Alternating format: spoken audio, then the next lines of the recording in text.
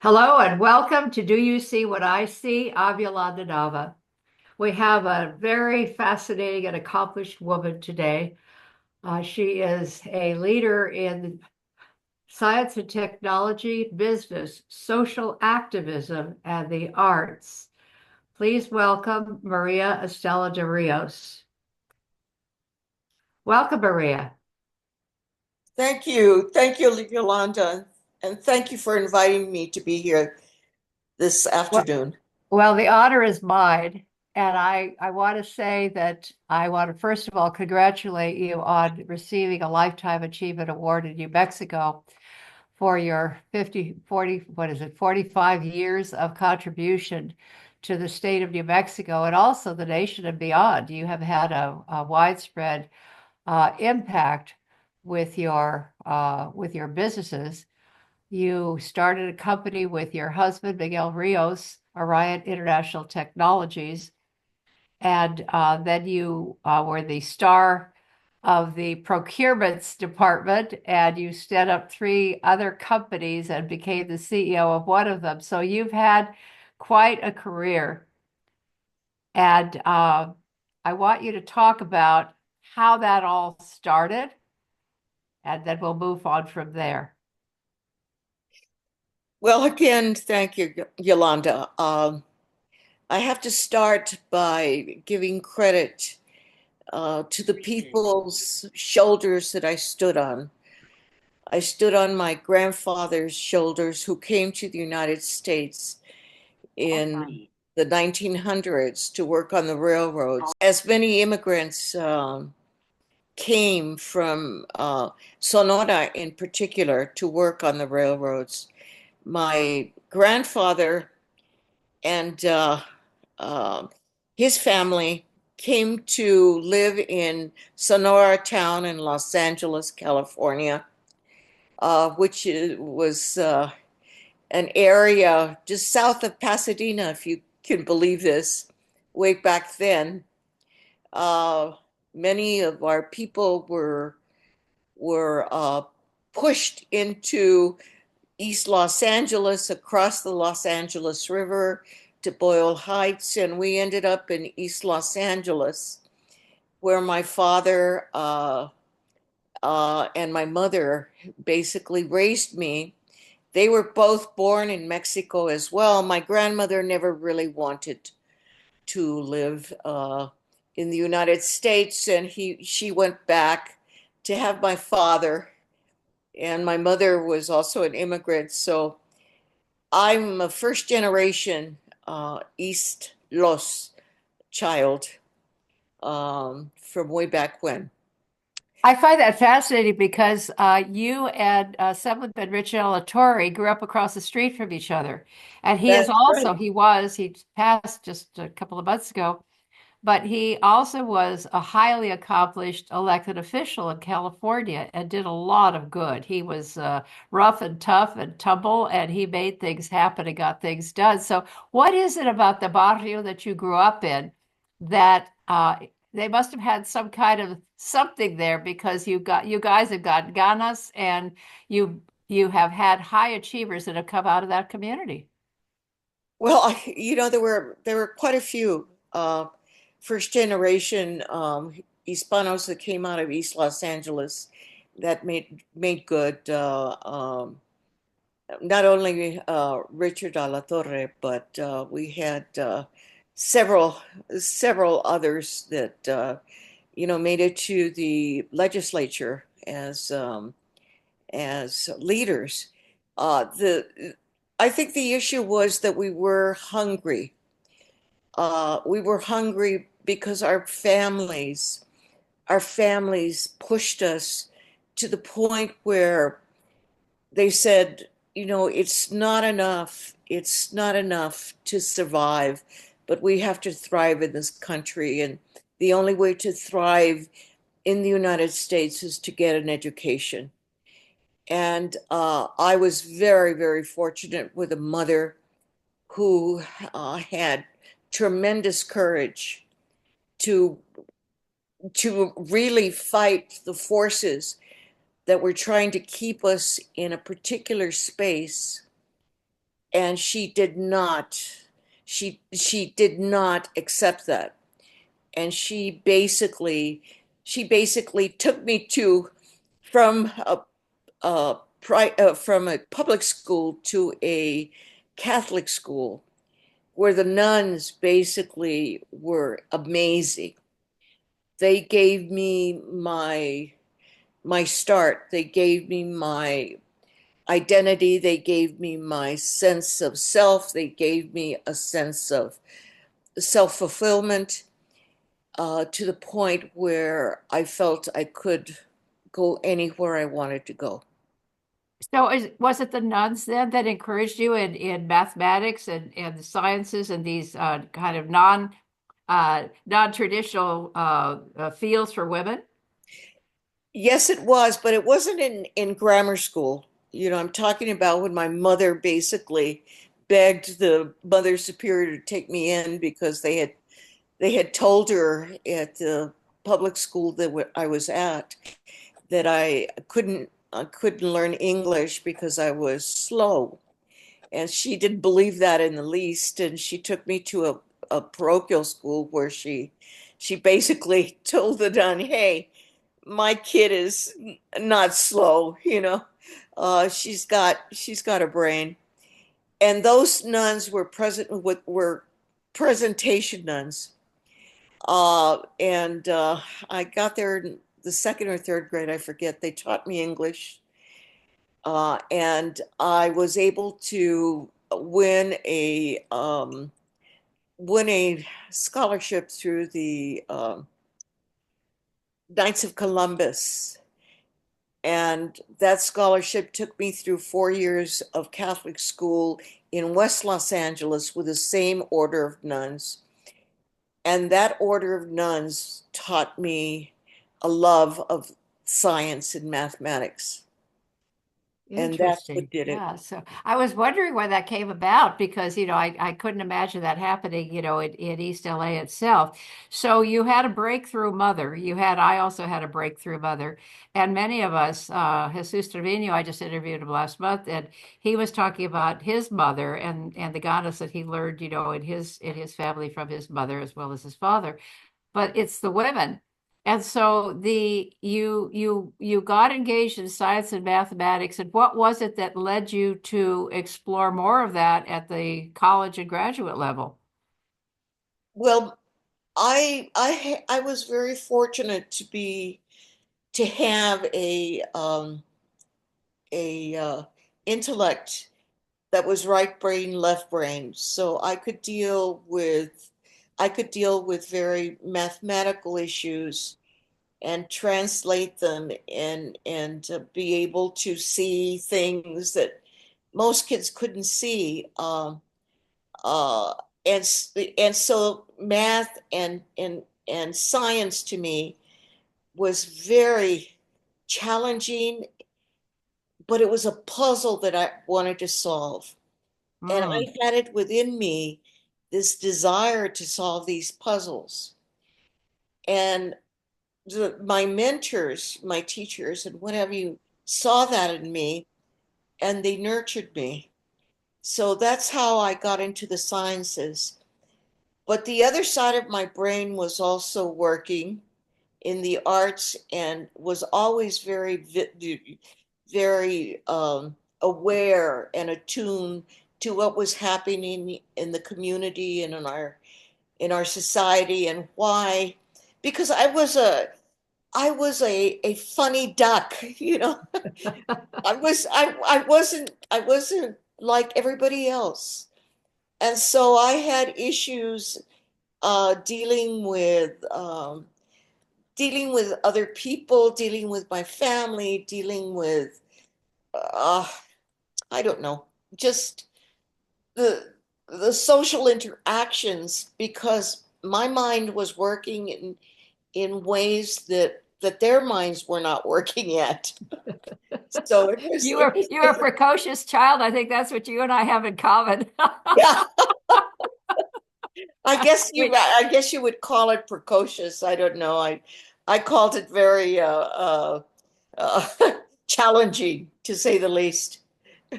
But you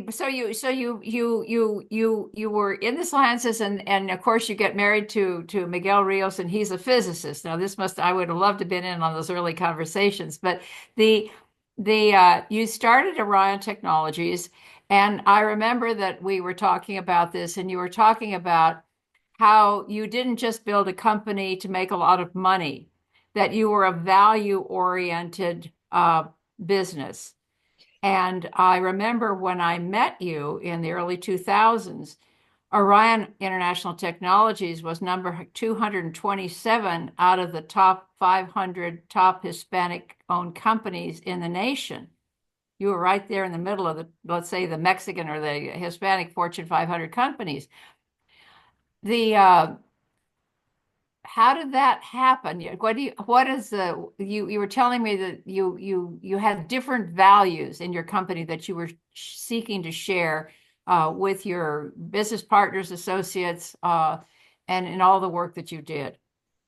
Well, you know, when you bring new ideas and new visions to a to the table, um, you have to fight the currents that always try to force you to be the same. But we decided to stay true to our values, and we were always true to our values of respecting people, respecting their differences, respecting their knowledge and accomplishments, regardless of where they came from, and regardless of what they were espousing at the time, and we grew a culture of family. And so the people that stayed with us, and we had a very low turnover in the business, and we had a very low turnover because we had that family touch, that personal touch of of respect, and respecting people's intellect and respecting people's values. And we attracted people to the company that had the same values we had. And they were basic. They were basic love of country, love of family, courage, uh, to speak truth to power. It was open door. It was uh, say what you have to say. You're not going to be shot down because you do that. Be truthful, be honest. If you have to be brutal, but brutally honest with love. And so that those kinds of values were something that we built up over almost 40 years in the business. And that's what made us successful. Well, esas son las virtudes que tenemos en la cultura. These are the virtues that we express and we're taught in the culture. In the culture. And so those things were the things that you brought into your business as well, which led to, great success for you. And so how the science and technology is one whole side, and then the other side is this arts and culture that you've also contributed to in very important ways. You were one of the founding members of the board for the National Hispanic Cultural Center in Albuquerque, one of the preeminent Hispanic cultural institutions in the nation. And you also were engaged in you also founded a Mexican educational and cultural foundation to advocate for immigrants. You were involved with the El Camino Real International Heritage Center, in New Mexico as a trustee of the museum system. So, how did you play out all of these? How were you able to do that amidst all the business, amidst raising four children and cooking a perfect tamale? Oh, you remember those tamales? No. Yes. Uh, Sweetheart, it wasn't difficult. It wasn't difficult because when you have values, you know, they carry over. And I had values that came from the legacy of my antepasados, my ancestors. I mentioned my grandfather long ago, who came to the United States and worked and established the ground zero here in the United States for the rest of the family. But what I didn't mention was his courage and his rabia, his his anger for injustice. And he passed that on to me. Uh, this desire for justice, social justice. There is a saying in my family: no one should no one should spit blood to make others comfortable. Mm. And there were times when my family had to work for the comfort of others where they had to spit blood. Yeah, yeah, Okay? yeah. So I grew up with that sense of social justice. So it was easy for me to really basically turn the dial from working in science and technology and working with all of the people that were involved in the military and all of the industrial complex, and to turn the dial to to look at the issues of justice. And what I saw was that we had to use culture.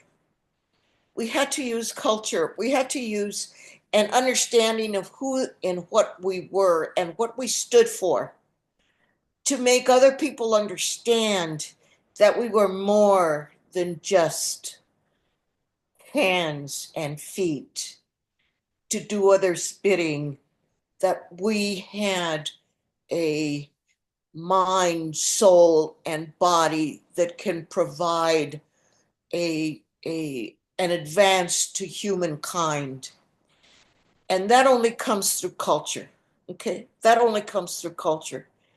So it was natural for me to move into trying to really expose and provide a support for our cultural heritage, because within our cultural heritage is our humanity, and that humanity has to be understood by all and is more urgent than ever now. Well, absolutely, because we've had so much direct attack and vitriol and hatred targeting people south of the border. And the since 2015, 2016, it's always been present, but the exacerbation of that has escalated certainly since 2015 to 2016, and it's ongoing today, I'm afraid. The It's interesting you mentioned this, Maria, because in talking to many of the people that I've been talking to in the last couple of years, interviewing contributors to Solve the Frijoles, this idea of justice is something that is very deeply embedded in our culture, that we're taught from a very young age. Because I remember my mother saying, if you see something that is wrong, if you see something that is unjust, it is your duty and responsibility to do something about it. And so that's, like you, I've always done that. It's gotten me in trouble, but I've done it. And with success, because again, it's a passion, it's a sense of justice that has to be fulfilled. That's why we're here, to have a just society, hopefully. That's what our principles, our Constitution talk about. And and so it's more than sloganeering.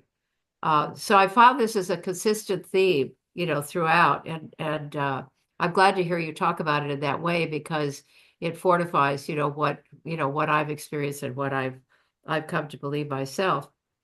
The I, I'm sorry, but Yolanda, I just wanted to punctuate or underscore the fact that we, as Hispanos, have to go back to those values and fortify ourselves with them because there Yeah. are so many forces right now, and they're going to even be more prevalent. So many forces right now that are going to undercut those values of respect, love of family, empathy,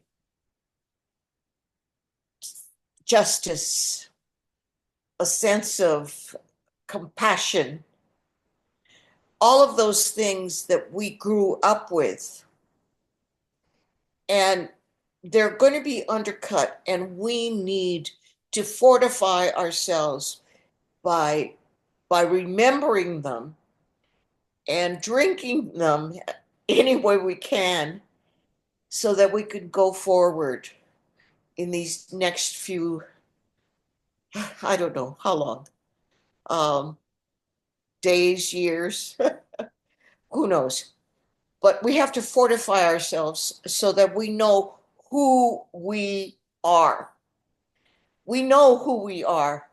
We can't let other people define us. We can't let other people tell our stories. We have to use whatever talents we have in our music, in our literature, even in our food and our dance and whatever. We have to we have to let other people know who we are, and we are not going to be obliterated. Well, here. You speaking of food, uh, salsa became the number one condiment, overcoming ketchup decades ago, I think back in the 80s. So the conquering will be through the delicious food that we made and that hot, spicy chili and those frijoles that teach us how to seek perfection by the sorting of the beans. That's Uh, right. That's right. uh, there's much in that frijol, that we can learn from. And you certainly have done it by gathering that up in your family and serving up some very delicious food, but also some powerful passions and values and virtues that you share not only with your family, but in your business practices and in your work in the culture and in the arts. And that's why you were acknowledged with this Lifetime Achievement Award, which is such an honor and so well deserved, Maria. Uh, the piece that was written about your accomplishments over a lifetime. It's a page, but boy, what a power-packed page it is. And you are a model for what can be achieved, with passionate purpose and with a sense of dedication to uh, principles, to virtues and values. Yolanda, thank you. Thank you very much for those kind words. You know, I've been fortunate in living my life without without too much distraction. I mean, distraction, yes, in life always gets in the way, but not so much distraction in my own ego, uh, because so much changes when our ego gets involved. And I have been given the gift of seeing others and working for others most of my life. So my ego was always involved in that way. Okay. And so I never really expected anything like this, like an acknowledgement like Mhm. this. It came to me as a shock. Uh, but one that was welcomed, given, as you know, the loss of my husband. Yes, yes. and the change of the life that I have to live now, and trying to find my way through life without the love of my life. So I I thank all those people and I thank you for acknowledging this award.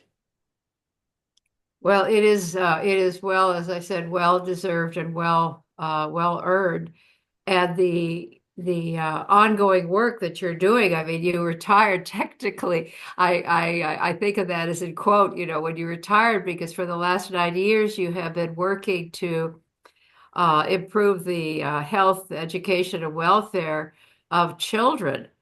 And you came up using your strategic skills that you used in your corporate life to figure out how to develop a long-term funding source to serve children and youth, the most defenseless in our society.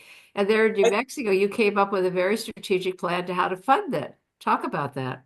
oh, it was, well, I was very fortunate also to have people around around me and that were brilliant. And we were together for 9 years with the same passion, if you could imagine this. And New Mexico is the only state of the union that has the ability to afford universal early childhood education for our children. We are the only ones. That's powerful. And this is something that President Biden had as an issue in terms of education. He wanted to make sure that the youngest in our country would would be provided with the possibility of getting that boost, through education. Uh, and uh, and because of it, I really feel that this has been the most important work that I've ever done. And I am grateful for being there to acknowledge others and to have been supportive of others and being there at the end of this portion. But there's so much more to do, and I hope that we can use this model here in New Mexico to service the rest of the United States to help the youngest and the most vulnerable in our country. Well, those are beautiful passions and a sense of purpose, and I know that you're going to manage to do it, and you have many, many more years ahead of that great bright brain and brilliant mind of yours, and those strategic thinking skills, because you certainly pulled it out of the hat, with this latest proposition there in New Mexico. I want to thank you and congratulate you again, and thank you for all of your service and thank you for sharing with our audience today. And, congratulations. And I'm just so proud of you. Thank you so much. Thank you, Yolanda. And to our audience, thank you for tuning in. Be sure and listen in next month when I will be interviewing New York Times bestselling author Lisa C. So tune in then. Thanks for listening. I'm Yolanda Nava.